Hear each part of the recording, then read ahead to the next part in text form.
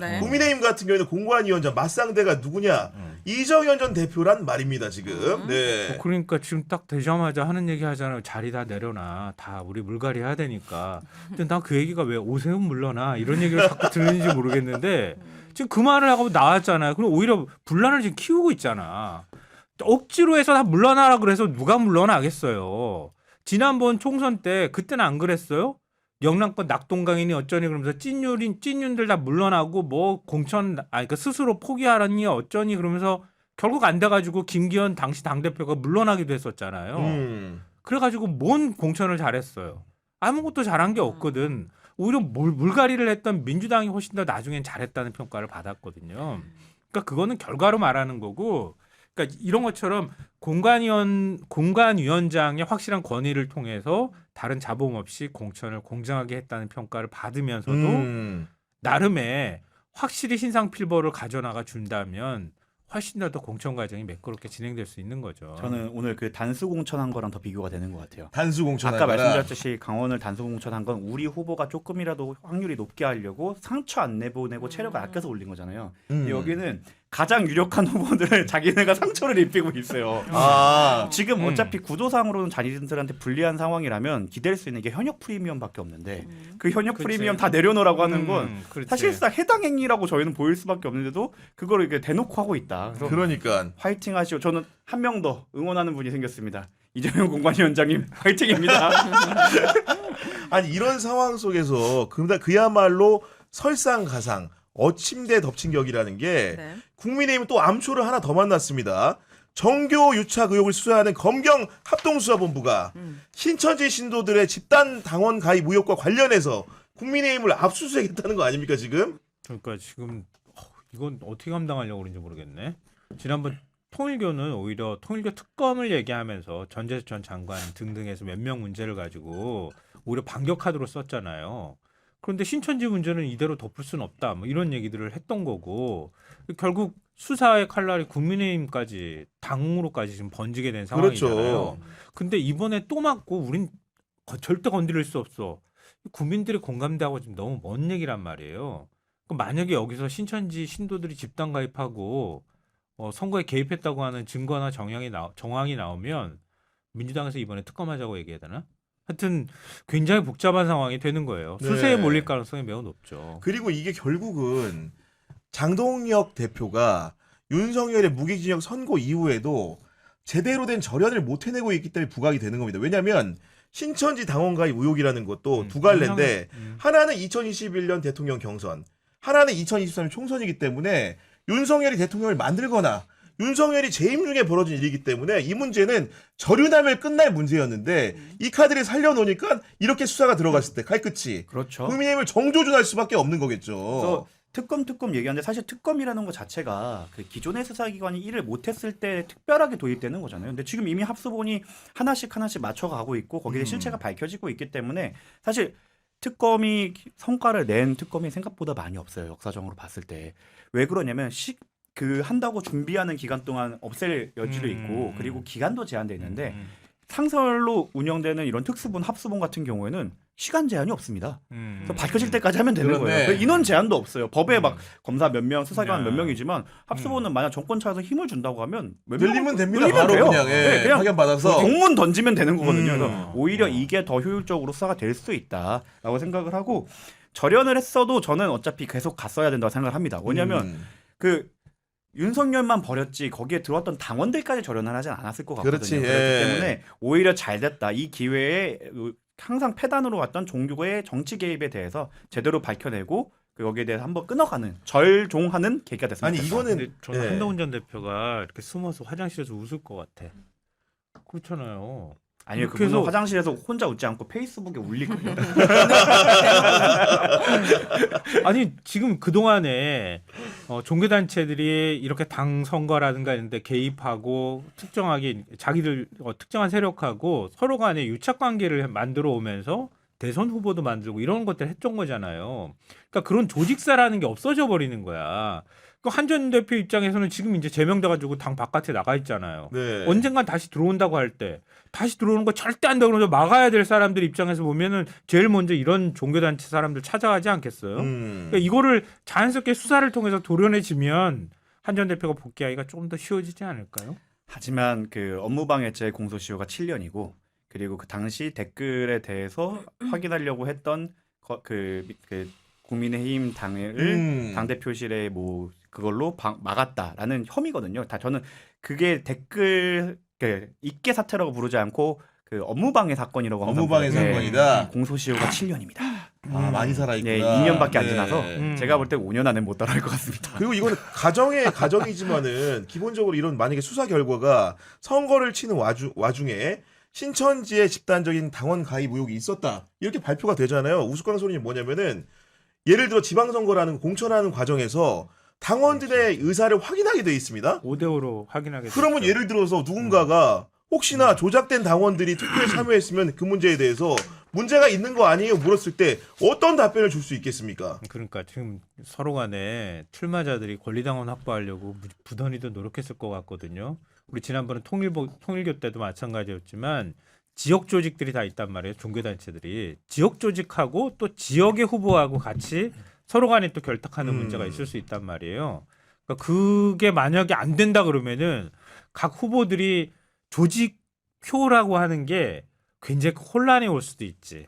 왜냐하면 저쪽에서는 움직이면은 들통났거든요. 자기가 수면 위로 드러나니까 안 그렇죠. 움직이고 가만히 네. 있어야 되거든. 그러면 그 조직세가 못 움직이고 있다는 그건 또 움직여야 그것대로 되는 또 이용하려는 사람들은 손해고. 예. 아, 복잡해지는 거야. 그러니까, 이거. 함수가. 맞아요. 그런 상황이다 보니까 정말로 이제 안팎으로 국민의힘은 좋은 일들이 없다 보니까 당연히 여론조사에도 각종 지표가 나쁠 수밖에 없는 거고 장동혁 대표가 이제 들어선 이후에 보면 취임 후에도 가장 나쁜 수치들이 계속해서 나오고 있는 상황인 건데 제가 오늘 중앙일보의 관련 보도에 실린 그 문구를 보고 굉장히 웃었는데 국민의힘의 한 중진의원의 워딩을 이렇게 적었습니다. 그 중앙일보가 보도를 했는데 장 대표에게 고맙다. 당이 폭삭 망하고 다시 시작해야 살아날 수 있는데 장 대표가 그렇게 만들고 있다. 이런 워딩이 있는 거예요. 네. 진심 고마워해야 돼요. 저는 지방선거 때 진짜 폭망을 하고 그래야지 이제 국힘이 극우당으로 쪼그라들고 그래야지 그나마 좀 조금은 상식적인 보수 당이 좀 새롭게 생겨나기를 좀 바래요. 아니요, 전 윤석열 대통령이 이렇게 말했습니다. 운동선수는 전광판을 보지 않는다. 장동혁 대표님, 다 이거 보고 나쁜 놈들이 하는 겁니다. 국회 신념을 가지시고 하던 대로 계속 하십시오. 우리 100만 당원을 믿고 100만 당원 믿고 전진 앞으로 예. 전진. 네, 선봉장으로 서십시오. 아니 근데 또 이제 그 추가적인 갈등 불씨마저도 남아 있는 게 그 당권파 원외 당협위원장들이 한동훈 그 대구 방문에 동행을 하는 친한계들에 대해 가지고 네네. 우리가 이렇게 해보기만 해봐라 이런 징계- 태세 아니에요 지금 보면은요. 징계하겠다고 예. 하고 있잖아요. 지난번에 당협위원 위원장 24명인가요? 25명 징계위에 징계 소청을 한 상황이잖아요. 근데 이번에 또 동행한 사람들도 또 징계하겠다고 이렇게 얘기를 하고 있거든요. 선거 앞두고 지금 이렇게 돼버리면 당이 4분의 1 되고 다 쪼개져 버리는 거란 말이에요. 근데 그것도 지금 서슴지 않고 해버리겠다는 뜻이거든요. 근데 늘 이건 사실 이전부터 우리가 얘기했던 거예요. 저도 얘기했고요. 한동훈 그냥 이대로 그냥 가만히 있지 않을 거다.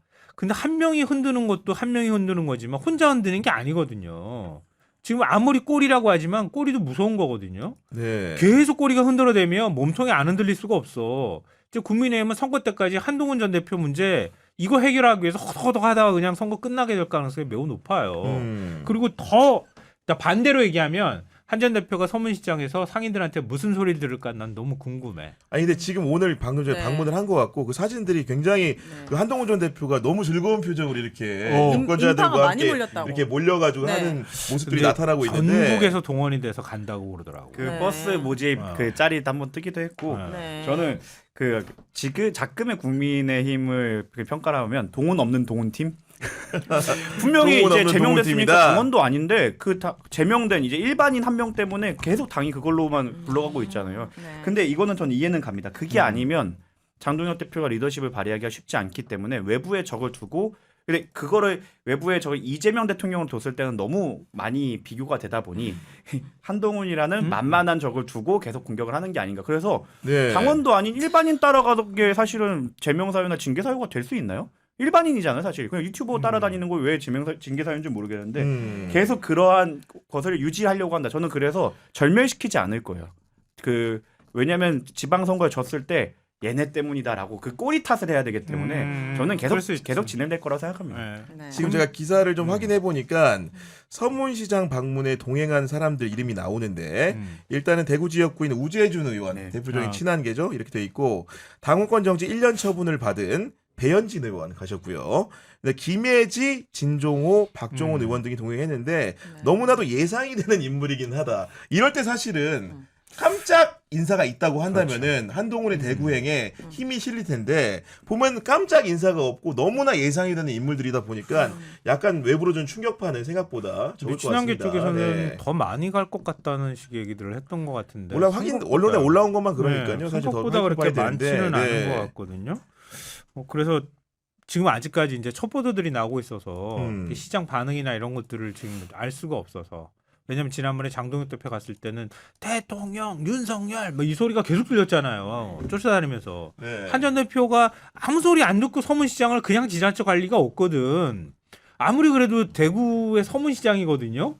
그럼 거기에서 상인이 뭔가 한 전 대표한테 쓴소리를 하든 아니면 주변의 분위기가 어떻든 간에 아무리 잘 짜여진 각본대로 움직였다 하더라도 뭔가 반응이 있을 거다. 네. 그 반응이 좀 궁금해요. 저는 굉장히 궁금해요. 왜냐하면 한 전 대표가 대구로 나올 가능성도 있어요. 여전히 그렇다면서요? 네. 여전히 남아 있거든요. 왜냐하면 대구 경북 통합을 하면 한 전 대표한테 좀 불리할 수도 있겠지만 뭐 근데 대구시장으로 안 나가는 바에 통합시장으로 안 나가는 바에야 통합시장으로 누가 도전을 한다고 하면 대구 쪽에서 도전할 가능성이 높고요. 그럼 지역구가 빌 수 있거든요. 근데 지금처럼 장동혁 대표가 10%대 지지율이 나오거나 대구 경북에서조차도 매번 받는다고 하면 한번 던져볼 가치도 있지 않을까 하는 생각이 있어요.